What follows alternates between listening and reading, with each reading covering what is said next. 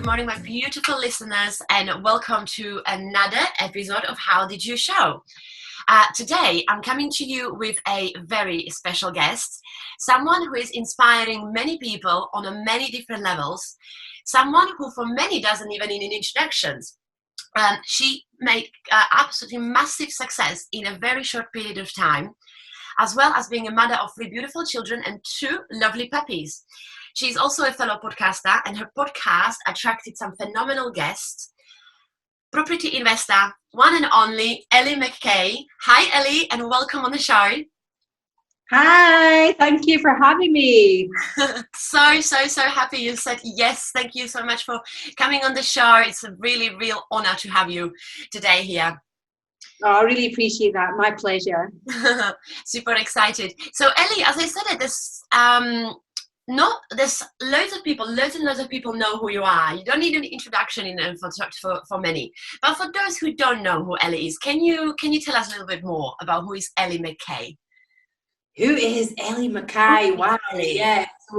So where McKay? It's a McKay. I'm very sorry. It's okay. I mean, I think everybody mispronounces it. Unless you live in Scotland, like everyone mispronounces it. So really? So it's right.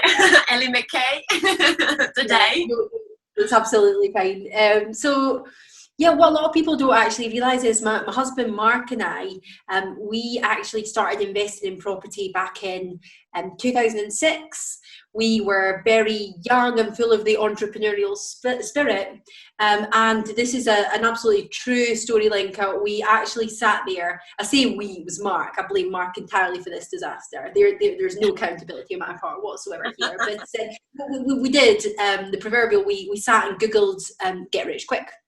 So yeah, I mean, what can possibly go wrong? It was literally up between stocks and shares and property. We allowed ourselves to be sold a dream. We bought an off-plan development. A few things didn't go in our favour. The site got flooded. It was postponed a couple of years, and unfortunately, by the time the apartments were complete, we were smack bang in the middle of the recession.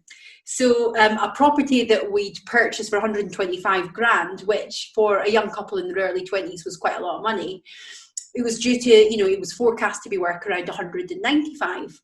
And this was back in the days where you could buy a property and refinance it in the same day. So, this was going to be the start of us, the gateway to us making our millions. The sad reality of it was that by the time it was developed, it was worth 60 grand. We struggled to meet our contractual obligations. I think we had 3 or 4 months to raise £40,000 in capital. Otherwise, they were going to come after our assets. And when I say assets, I'm talking about I think it was a second-hand Volkswagen Polo or whatever I had at the time, and a house that was probably worth about 80 grand. But that's what they were threatening us with. Very kind. Yeah, I mean, it was really, really stressful. And actually, we withdrew from property completely at that point. I became very risk averse.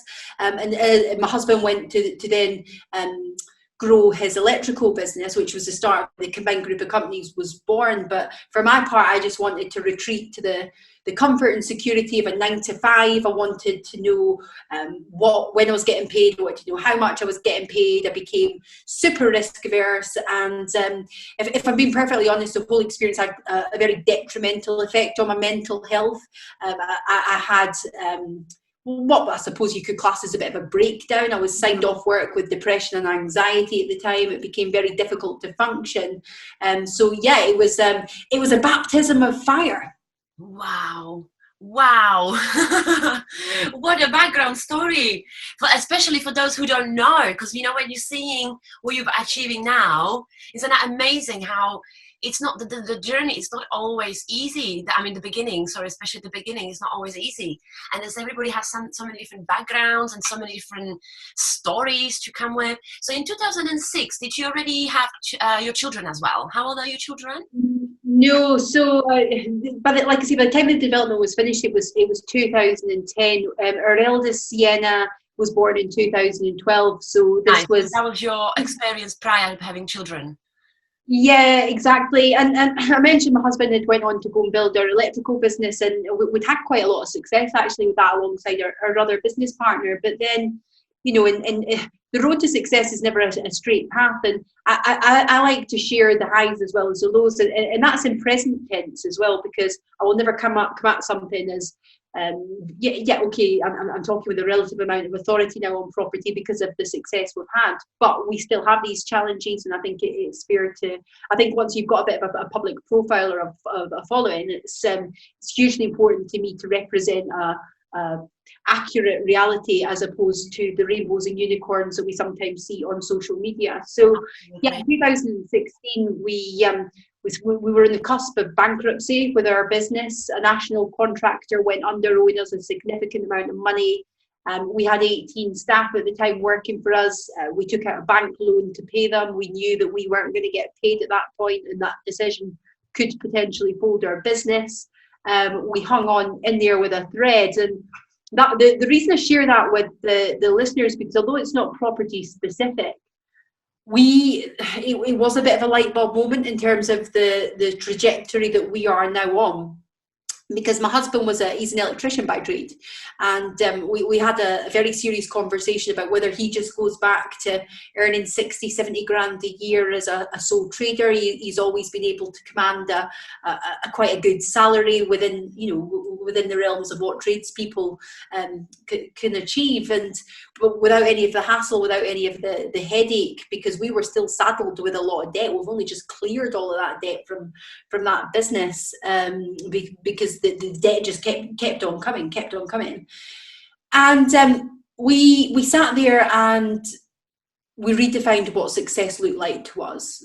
It was like one of those Hollywood moments. It's like, if we're going to continue to do this, then we've got this saying on our office wall now, and I repeat it almost daily. We've not come this far to only come this far. We've been through too much stress. We've been through too much. Unless some of your listeners might resonate with this. Sadly, there's a lot of businesses that are struggling because of the pandemic and things like that. But it's in fact, I did a post about this morning, Linka. It's sometimes in life, it's not about how hard you get hit. It's your ability to be able to get back up and keep pushing forward regardless of what you're going for. Oh, you've got it. I love that. That's amazing. He's so Rocky Balboa is arguably the best philosopher of our time.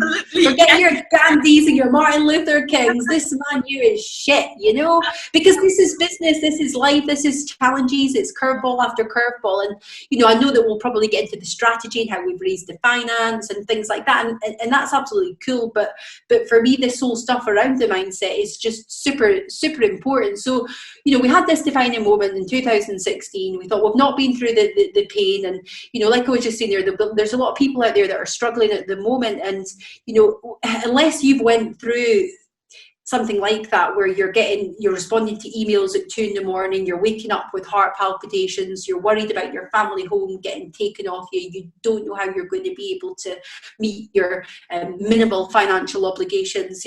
People will say, oh, money doesn't make you happy, and you know what, to an extent I agree with that, because if the foundations aren't in place, then of course you're papering over the cracks. But as someone who's experienced financial difficulty on more than one occasion, I can say that living in that state of fear and anxiety and depression, it's not a great place to be. And I share that story. This isn't some rags to riches story, but I feel like having those attributes of being able to share your truth is something that's hugely powerful. And that's why I speak about it so openly.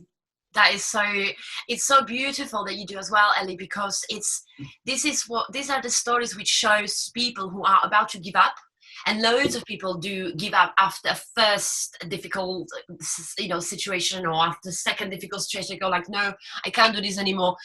It's too difficult. Every time I have a good day, then I get 5 bad days, and they give up. And it's like listening to stories like yours. These are the examples. It's like, no, just don't give up. If you know what you want, or sometimes you need to maybe pivot. Sometimes you might need to adjust your idea or the way you're going, or the path, etc. But if you really have certain goal, and if you really want to go for it, just go for it, no matter what. And you sharing this story, it's just an inspiration, huge inspiration. So, I mean, for transparency, after this light bulb moment, that definitely was a defining moment for us. But that was not it for us then. That was not like, right, brilliant, let's start printing money. No, no, no, no, no. We had further fallout. Life chucked us so many more curveballs after that. We lost Mark's dad very suddenly to cancer. That completely blindsided us. What I didn't mention was during that stressful period, I was heavily pregnant. I was in hospital throughout the majority of my pregnancy due to several complications, or I was in bed. It was a really challenging time. And after our beautiful daughter Isabella was born, in the midst of all this chaos, we were very happy with our little family. Our family was complete. I was struggling massively with postnatal depression, and my husband Mark was actually booked in for this SNP on the Monday, the Friday before we got the news that I was expecting again with our third little miracle baby, my beautiful son Theo, who's now 4. So we didn't just make this decision and then let the path lit up. No. We got curb a few more times, and I then went through the postnatal depression again with Sam. It was very challenging. I got made redundant. I worked in the prisons. I was a careers advisor. I got made redundant when I was on maternity leave, and I actually found myself in a situation where I was claiming job seekers allowance. I was pushing my double push chair into that job centre. I'd previously been in high performance roles. I'd been a sales manager. At one point I had 100 staff working for me.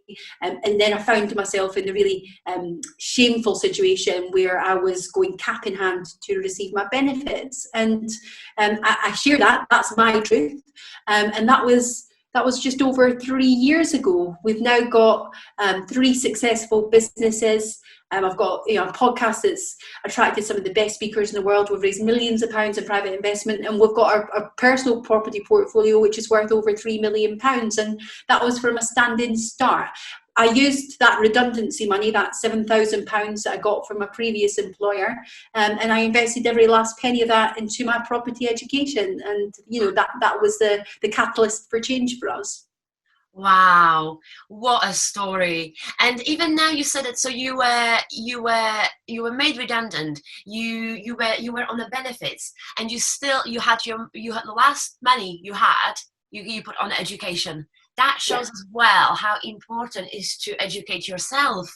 That's incredible. So you educated yourself before you started to invest, before you started raising money, or during, or when did you find out that, right, I need the help?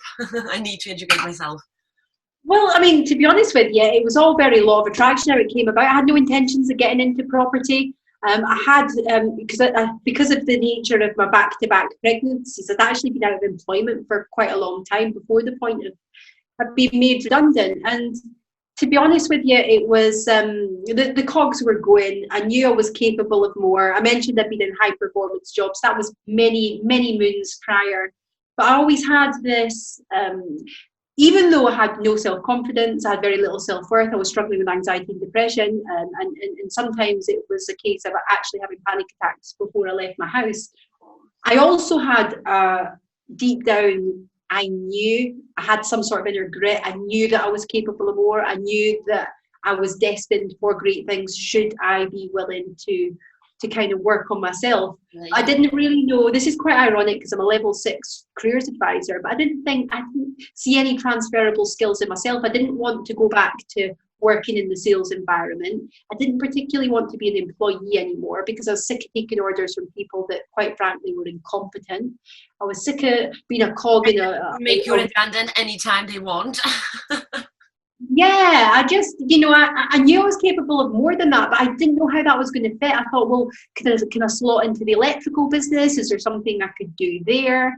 And then somebody we actually knew had done some property training, and they were already hugely successful in their field. They've got a massively successful construction company. They've been out in Dubai, building skyscrapers and things like that. And when they came back from this training, their mind was absolutely blown at the opportunity that was available through doing property. But it was in a way that we'd never heard of, raising other people's money and all of this kind of thing. It was a complete alien concept to me. And I was still pretty risk averse from 8 years previously. And it was actually my husband and our business partner that were due to go on the training because it wasn't for people like me.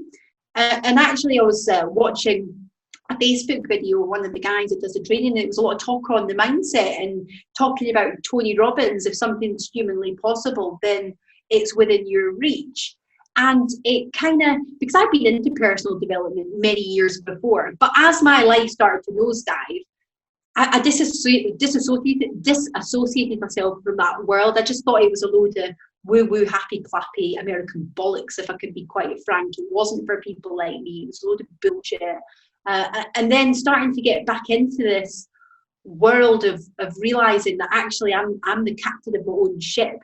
And daring to believe again, that passion becoming reignited, that was the most powerful thing for me. So I got in touch with them and said, look, can I come on this training, which of course, is available to anyone who's willing to put the work in. And the rest is kind of history. We did the training, and then within 4 days we bought 2 properties, no money down. We raised the finance, we bought 2 properties, and we just didn't look back. And we refused to be judged by the limitations of other people then. We refused to be judged by their limitations now, and that's our mantra. Wow, that's absolutely incredible. If you put it next to me microphone, I'll just clap like Tony Robbins does. Like he claps. Oh wow, Ellie, that's absolutely incredible. And so you said that you went for training, and is that a training you as you said, because you never heard of, for example, the way of that you can invest in property raising somebody else's finance. So I take it as was that your training, how to raise finance? Is that what was that's how you got back into property? So I mean, one of the best pieces of advice that I was given on day one of the property training, because it was quite a holistic training. We started off with the mindset. It was how you source the properties, how you structure the deals, the numbers, the refurb, and everything else. But one of my mentors, who's now became a very good friend of mine, said that you're a marketer first and everything else second. And this is something I'm hugely passionate about and talk about all the time, because if people don't know who you are, then they can't do business with you. So by developing a bit of a public profile, I found that I sort of dispelled a lot of the common misconceptions around raising finance, because a lot of people starting out in property think you need to have a track record, but I can just say that we didn't have a track record. We didn't have anything to shout about, but we were able to communicate our knowledge, our values, our ethics. We did it in a slightly different way. I started just talking about the real life struggles of running multiple businesses when you've got 3 young children and trying to be a present parent, and the entrepreneurial roller coaster. And people just bought into it because of the authenticity. And we realized that actually it's not difficult to raise finance. And I suppose that's really what I specialize in. I'm not that operational in terms of the property stuff. We have teams now. We have project managers. We have an ops manager. We have joiners. We have that construction element sorted. But my husband, he's the one who oversees that. Whereas I tend to be the one that gets out there through my social media, in-person events. I do a lot of public speaking, and organic result of that is that people want to work specifically with us, because let's be honest, we tend to work on a fixed return basis for our clients now. I think the interest rates are like 0.01%, but ultimately there's a lot of people out there doing what we are doing. So what's your unique selling point? Well, of course you need to be shit hot at what you do. Okay, you absolutely need to demonstrate your knowledge and things like that. But ultimately, people buy from people. So what sets us apart from the other 50 billion property investors that are out there trying to raise finance? Well, being us. Nobody can do us as well as we can do us. And, I'm a great believer that if you put out your authentic vibe, you attract the right tribe.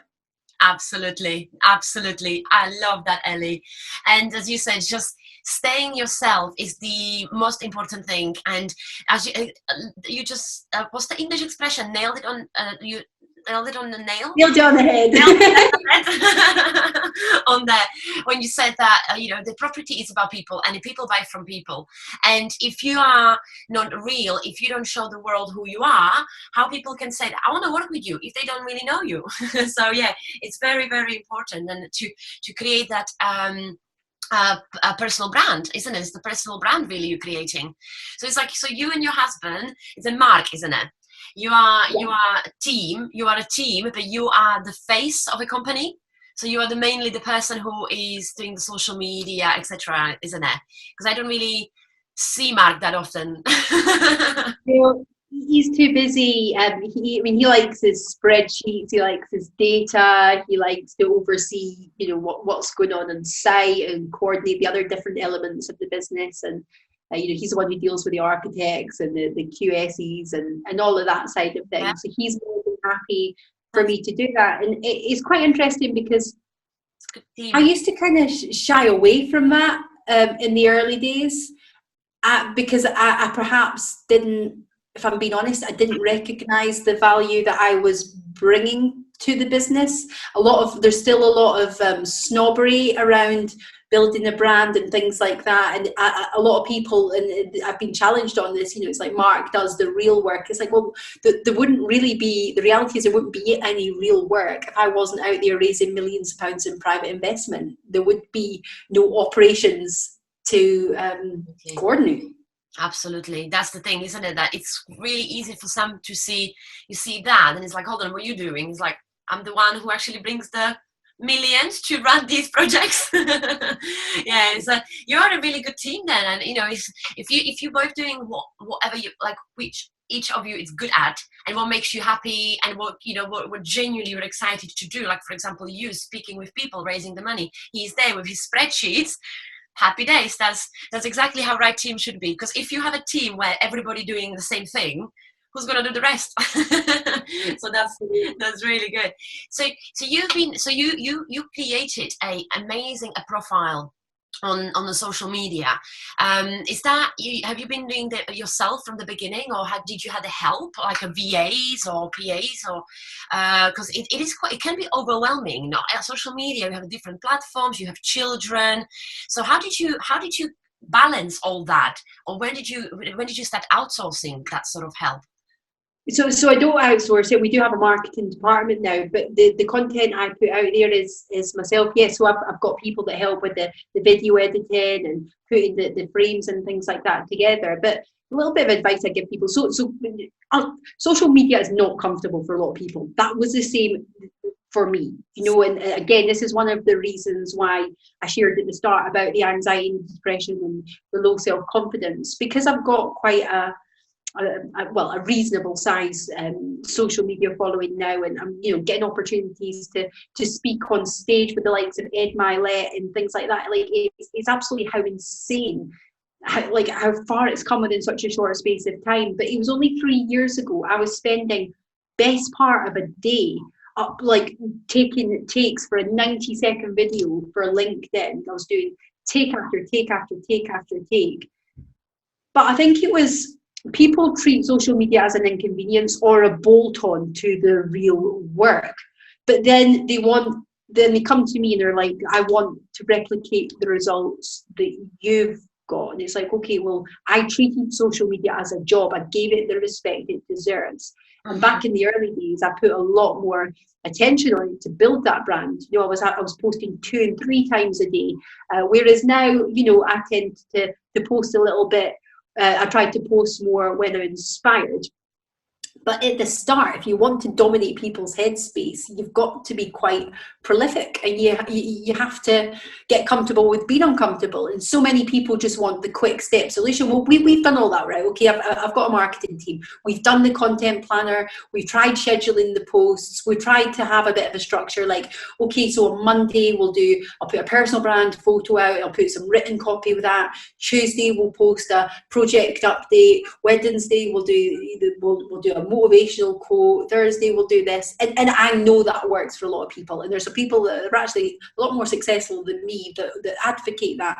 But all I can say is that isn't the style that we've adopted. I've just post when I've got something to say, and now I'm very much going for quality over quantity, and it works. But what it means is that I am the brand. I find it very difficult to outsource the brand. So, you know, in a world where we're constantly looking at life leveraging and conducting the orchestra, making sure we have the right specialisms in place, no one can be you as well as, no one can be you as well as you are for yourself. And I used, with LinkedIn, which is my primary platform for raising finance, I used a company that I've got a lot of time and respect for, really like the sort of content that they put out there. And I was paying them to be me. And it lasted a month because I was just finding when I was getting the post sent back to me, I was just rewording them all. I was like, that doesn't really reflect me. And actually it was kind of defeating the point, because it just, I think there was a disconnect there. And I think the reason that we've had the success that we've had is been because of the authenticity element of it. And I appreciate as we continue to scale and the opportunities come in, that might be, you know, something that we've got to review. Like, I don't have time to respond to all the comments and things like that now, but all I can say is, in business we talk about the £10 an hour tasks, £100 an hour tasks, and the £1,000 an hour tasks. And as a company leader or a director, you should really only be focusing on the £1,000 an hour tasks and leveraging everything underneath. Income generating tasks for those listeners, though. It's how we perceive those tasks, because me doing a social media post, that's £1,000 an hour task all day long. If you look at in one calendar year, we raised £4 million just from LinkedIn, just from one platform, through written copy or video content that was putting out there, without having a great deal of calls to actions, by the way. People direct messaging me asking for opportunities to come and work for us. So yeah, I think it's about giving social media the respect it deserves and appreciating it as £1,000 an hour task. I love that. You know what? I actually have not been thinking about social media as a full-time job. And the way how you've explained it now, it even clicked even more. Like, it really, really helped. That piece of information you just said, it really, really just, you know, when you just get a light bulb moment, it's like, aha, I missed that bit. Because I've been building, for example, the personal brand. And so I know exactly what you mean. I'm in a very different level of the and stage of my journey in property. However, I started to interview people to help me out a little bit with the exactly what you just said now I know that my IGTs could be something else, so I need to start outsourcing. But what I want to say is that I've been outsourcing some VAs and some social media managers.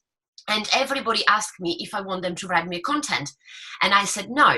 It's exactly as you said. It's because length property, it's about lengths. Property is just, there could be lengths development, lengths anything, but it's the length. So the brand is about me. So that is beautiful what you said, is that keep yourself. It's like no one can be you. And so I was very, very strict. So it's really, really good way that you said that as well. I was like, I'm very pleased that I got strict with that. It's like, no, I'll stay lengths be lengths. And like you just said there, like with your IGTV and things like that, you know, for transparency, we do have a team of people that are there repurposing my content. If we do like an interview like this, they're stripping it down into chunks for me. I've got short clips I'll do for my Instagram reels. It's all getting edited, put together. It's all made nice and shiny and things like that. So absolutely, there's things that you can outsource and get support with. But in terms of the written copy or the video content, or, you know, if we're talking about other platforms, audio platforms like Clubhouse or the other equivalents that are popping up now, you can't outsource yourself.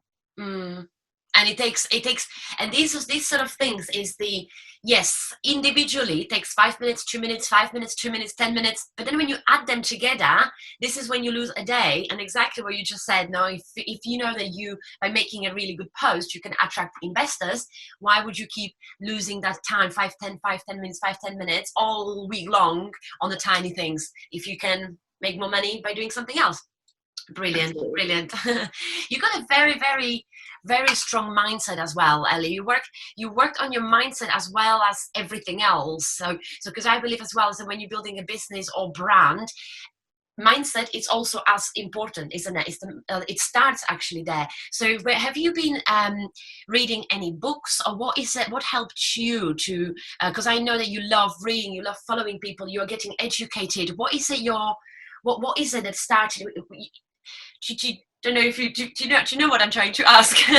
Is that what's that shifting, if that makes sense? Like, what was that sort of things, like, right, that is, I need to do, like, read this. Or I mean, it's like mindset is just like going to the gym. So yeah, my mindset is definitely a lot more evolved than it used to be. But I'm just the same as everyone else. I don't always take my own advice, and if you do not use that muscle regularly, and if you don't feed it with the right things, and you don't nourish it, then it is very interesting how quickly things can come unstuck. And that's something that it's a continual battle for absolutely everybody, and something that I like to be transparent about.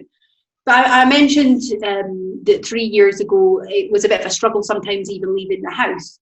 So clearly I've evolved quite a long way from there. And again, one of my mentors said something to me at the start of my journey that really it resonated on a very deep level.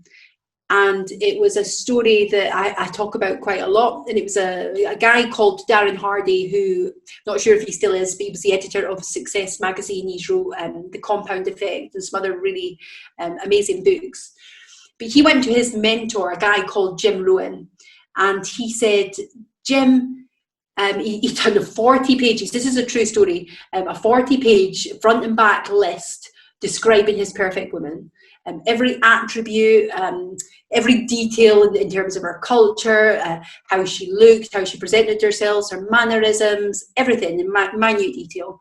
And he said to Jim, how do I go about attracting a woman like this into my life? And Jim said, Darren, you're asking the wrong question. The question that you need to ask yourself is, who do I need to become to be worthy of attracting a woman like that into my life? And all of the attributes that he'd listed, he scored himself on those. And he thought, and then he went to work on becoming that person. And in almost eerie detail, he attracted his now wife into his life. And I did that. I looked in the mirror, the accountability mirror, and I thought, am I the person I want to be? Not just in terms of business, but from a business point of view, would I transact with myself? Am I someone that is capable of raising millions of pounds in private investment? Am I someone that to be proud, for my children to be proud of? Am I living my best life? And the answer to that question was no. And I went to war with myself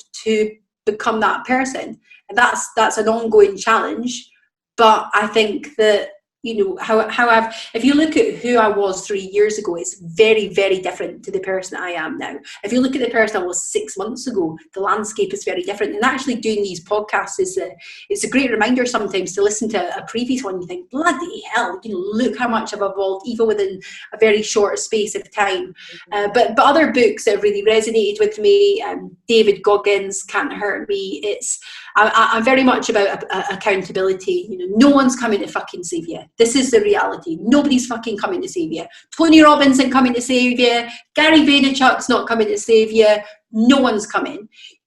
When you wake up in that morning, when that alarm clock goes at 5 a.m. and you don't want to get out of bed, you want to hit snooze, nobody is coming to save you. That shit is on you. And I think when you really start to take that deep level of accountability, then that's when the shit starts to happen. That's incredible. When you were saying it, you were giving me goosebumps, because I'm a very guilty of snoozing and pressing the snooze button sometimes. So when you said that, I was like, Lenka. You reminded me now of exactly like Rocky saying it. It's not how hard you get hit. Yeah. You meant it. Nice. It worked. I got goosebumps all over my body.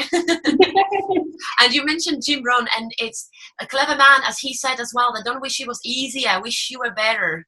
Oh, Lenka, that's my favourite saying. I say this every single day. I really do, because it's not this is not easy. I am not sat here. Yes, we have done phenomenally well. I'm very proud of what we achieved, but we are still dealing with shit day in, day out. You know, some of my answers may not have been as coherent today. I felt myself going off a few tangents. I'm recovering from COVID. You know, we've just had our fire protection business. We've got multiple businesses. We've just had a £500,000 contract pulled with 3 days notice. You know, we're frantically trying to redeploy our staff and trying to make sure that we don't need to make any redundancies and things like that. This is just this week. So much stuff is continually happening, and that's why the Jim Rohn quote is so powerful. So I certainly don't want to sit here, because the bigger you get, I don't want to just say cliche after cliche, but this like, the bigger you get, the bigger your problems get.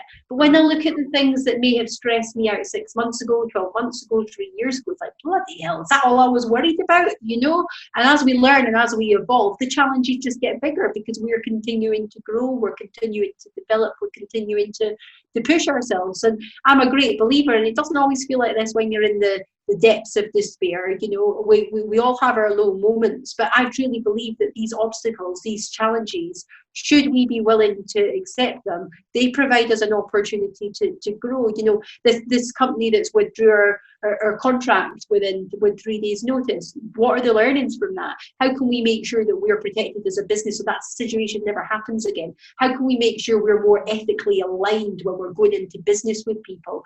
You know, there's things that you can continually to do. I spoke about, I did a post earlier on about we had a billionaire investor. We structured the deal over the course of 12 months.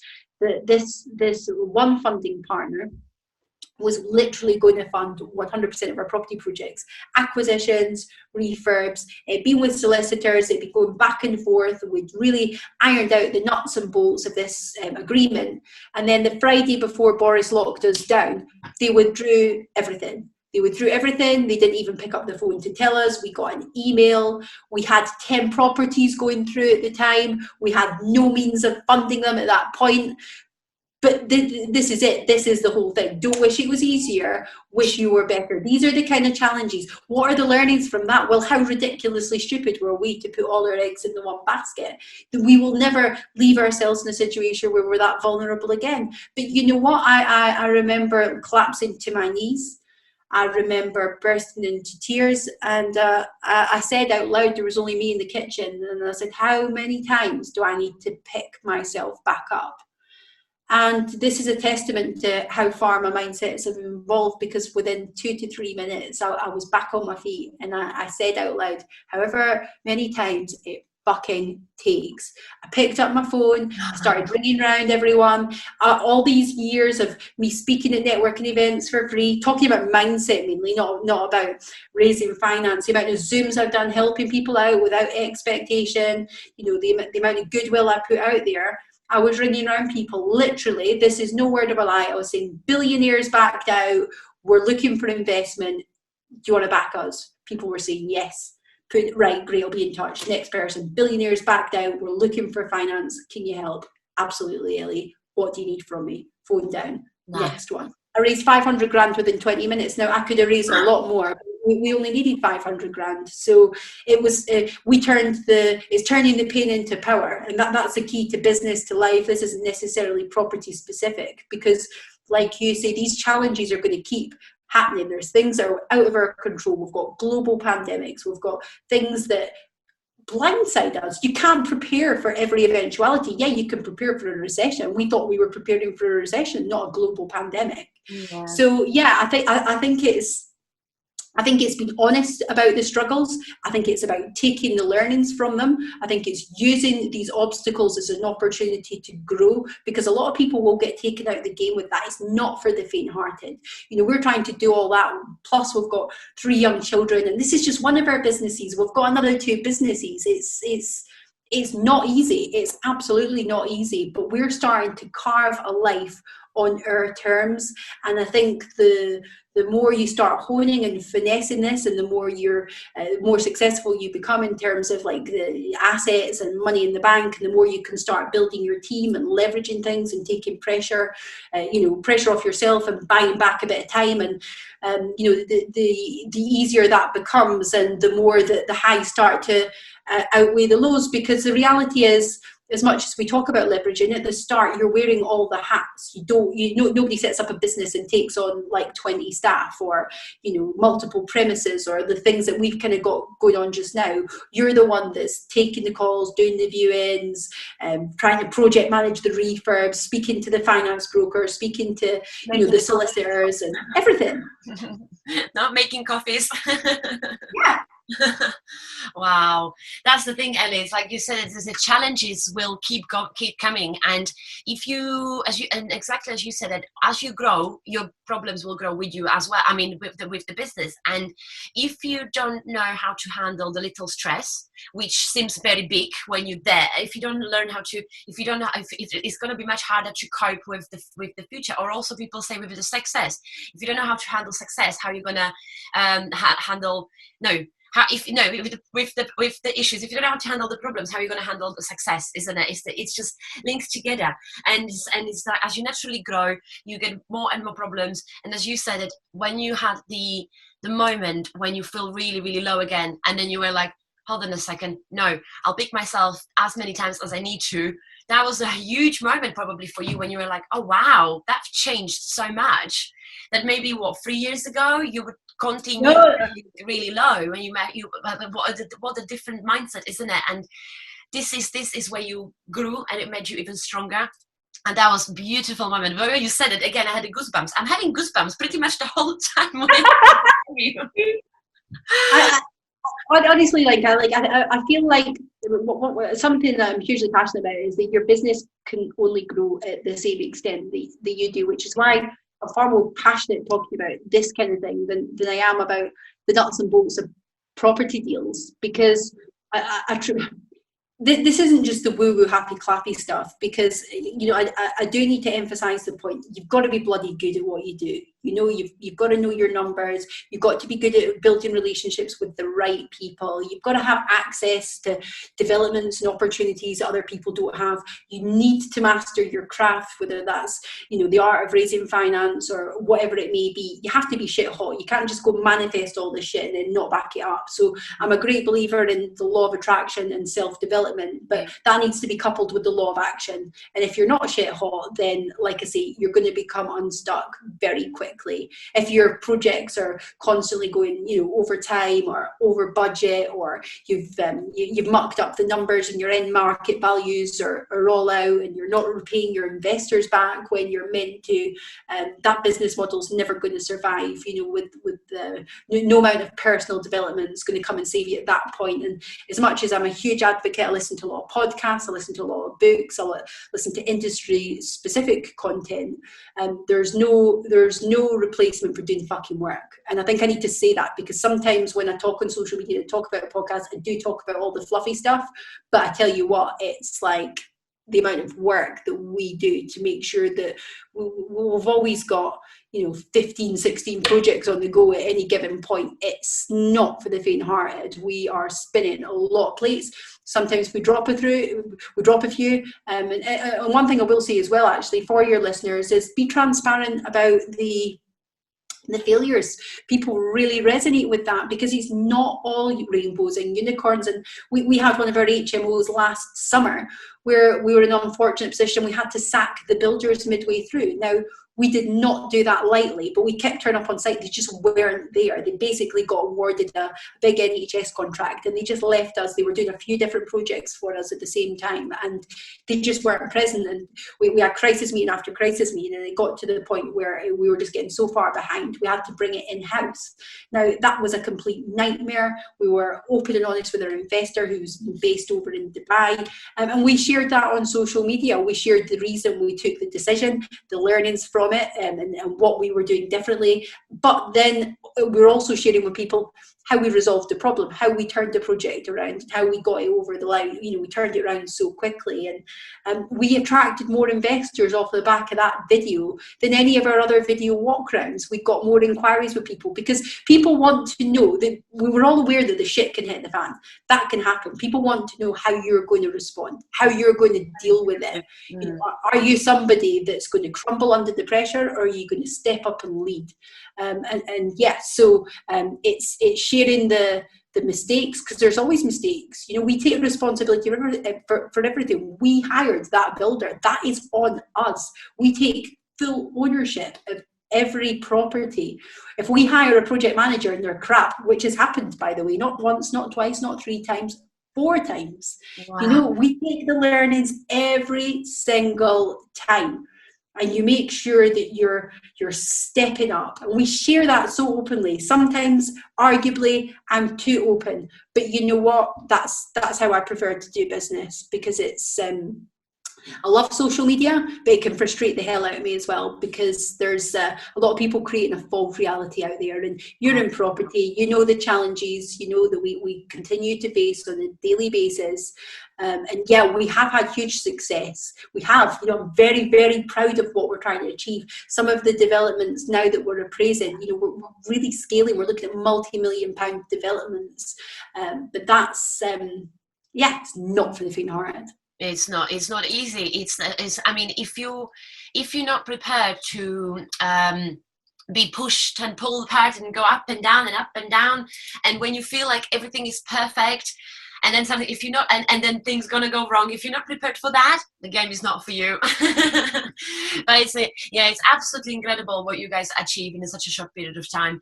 Honestly, it's just unbelievable. And you've been pretty much using a social media, which is free platforms, to actually create all this, isn't it? Isn't that just fantastic? What it shows that what tools we have these days.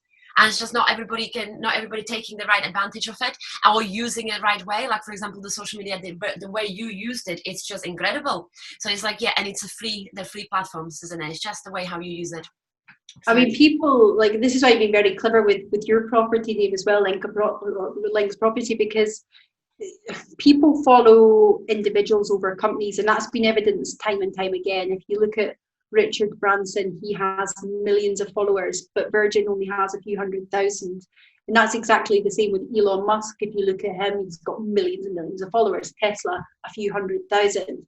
People want to know the person behind the sort of, this corporate facade, I think, is a thing of the past. And the biggest challenge I see for a lot of business owners is they've still got that disconnect between themselves and their own company. They would prefer to promote the business over themselves. And as much as I fully respect why that's a challenge for a lot of people, I do think that people are wasting a huge opportunity.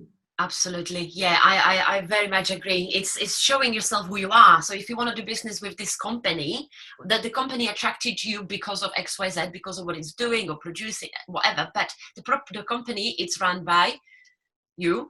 So, and if you want to work with the company, you need to work with me, so you need to know me. It's linking itself well together, and you're doing it very, very well, Ellie. Oh, Ellie, I'm having such a lovely chat with you, but everything has to eventually come to the end. But I have to ask you a couple of more things. You already mentioned, you've been already you were giving amazing tips all the whole interview.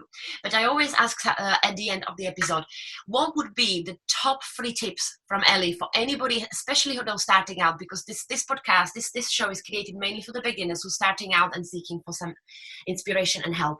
So what would be your main 3 top tips from Ellie? So I think it always starts with the mindset.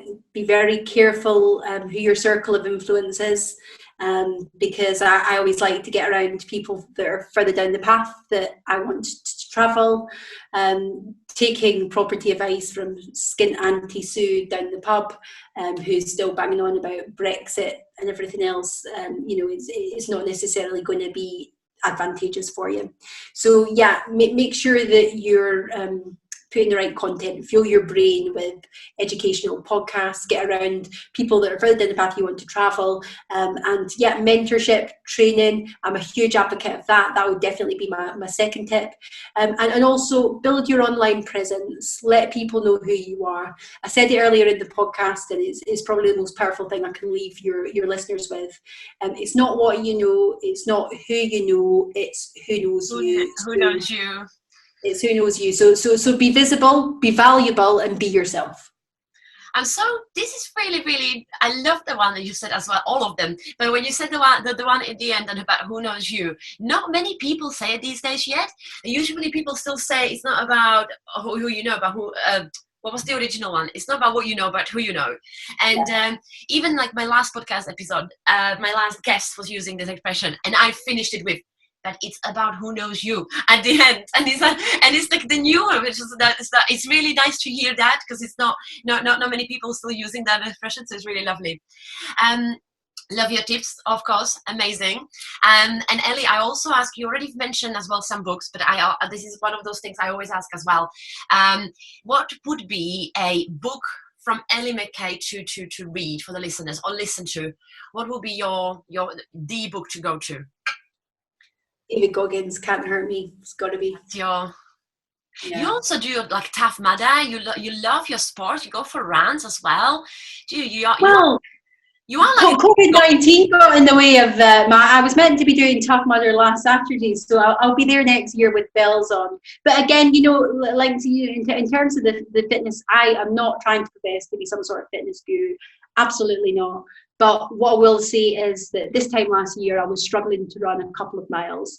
And since then, I've done multiple half marathons. I've done a 15.5-mile endurance event. I've done the David Goggins 4x4 by 40 challenge. I'm signing up for things like Tough Mudders, which I'll get to do next year. And I'm about to embark on a 365 day running challenge where I'm going to run 5k for a full year for children's charities. For me, I've avoided it for a lot of years, but as somebody who still struggles with mental health, right, this is not something that you can just be fixed. This is something that you need to be mindful of every single day. It's very important for me to look after myself emotionally, spiritually, and physically. So yeah, I've noticed just in this last couple of weeks since I've not been able to train because of COVID, a huge difference in the mental health. So looking forward to getting back out there and taking responsibility, taking ownership. Amazing. It's, as you said, it's like you have to look after everything. So the mind and the spiritual part of you and all that, it's so important. And as I said, you're just such an inspiration with everything, including the sport, the health part, when it comes to the fitness part, it's like you just give an example that last year you barely ran 2 miles, and now what you can achieve. It just shows exactly your top tip number 1 is the mindset, isn't it? Start with the mindset. And I think I'm gonna now picturing you, and that's gonna sound weird, but you'll see what I mean. I think I'm gonna picture you now every morning when I'm about to press the snooze button. I'll be like, no one's coming to save you. Get up. I'll be seeing you now when in the mornings before I press the snooze button. I was like, don't do it, Legs. Don't press the snooze button. Just another little powerful tip. It's about okay. Here's another couple trying to wrap up. So it's taking that consistent action, okay? Because it's not to compare yourself to others. Because if you're somebody that's struggling to run a mile, there's no point comparing yourself to ultra runners. It's not helpful. It'll be detrimental to your own journey. But decide what your own goal is and then take daily action towards that. You don't need to go from 0 to 100. That is not always sustainable. It's about being the best version of yourself, whatever that means to you. You're the only one that can define your own success. But it's, every day, just make sure that you're moving towards your goal, whether that's a baby step or whether that's a gigantic leap. It doesn't matter. But it's doing something every single day, because the compound effect of taking that daily action will transform your life. I didn't go from not being able to run 2 miles to just doing a half marathon. I stuck to a training plan. I was consistent. I did it on the days that I didn't want to do it, because let's be honest, we all just want to sit around and watch Netflix some days. I'm naturally a very lazy person, but I'm accountable to my do something every single day, no matter how small, that's going to move you towards your goals. Absolutely. This is the thing. That was the important when you said that on the days when you don't feel like it. That's the thing, isn't it? And it's like, you can be very ill. That's a very different story. Yeah, like you actually have a real excuse. But on the day when you just don't feel like it, this is when it's making you stronger. So agree. Fantastic. Oh, Ellie, this was amazing tips, beautiful tips all the way long. And now, Ellie, And now, can you just tell the listeners where they can find you if they want to, not if, of course they will want to follow you, because we know you are on social media, we know your name, so is that how you found where we can go to find you? Yeah, I'm on all the main platforms really, LinkedIn, Instagram, Facebook. But yeah, my podcast is called On a Mission. You'll need to give it a download. It's on all the Podbean, Spotify, Apple Music, etc. We have a YouTube channel if you want to see any of our property videos or any of the interviews that I've done in video format. So yeah, most places. Amazing. And On the Mission, for those who's listening to this podcast, definitely goes and check it out. Ellie, you are incredible host. You're a fantastic interviewer, and I love your podcast. So the fact is that now I have you on my podcast. It's a real privilege. It's like when you follow someone for a while, you are like my star, and it's like I have my star on my podcast now. So definitely, guys, go and check her out. This is amazing. I mean, Ellie, thank you so much for coming today. I could be talking to you for hours and hours and hours, definitely. And as I said, you're inspiring many, and you're inspiring me every single day. And as I said, that you are now I really think that this is going to help me as well now with my morning routines, to go back to my morning walks, which I want to start again, which I used to do. But I have because I'm a night owl, so I'm naturally up in the evening, so I struggle in the mornings. Now I'm going to hear your voice. and when I do it 7 days in a row, I'll text you and say, right, new routine is done, and now I just need to continue. Yes, brilliant. I love the accountability. I'll be waiting for that now. Yep. So yeah, your voice is going to be my accountability now, kicking me up. Thank you, Ellie. I just want to say thank you for having me on. I think you're doing some amazing stuff, and I think your podcast is absolutely phenomenal. So it's great to be able to share a platform with a fellow female powerhouse. Now, I just know big things are coming your way. Oh, thank you, Ellie, and absolutely likewise. And I know you guys going to reach. Not now, you're reaching stars. You're going to reach for the universe. You're gonna go fast. So guys, thanks for inspiring us, thanks for coming on the show, and have a lovely rest of the day, and I hope I'll have you on the show one day again. Thank you. Bye Ellie. Bye.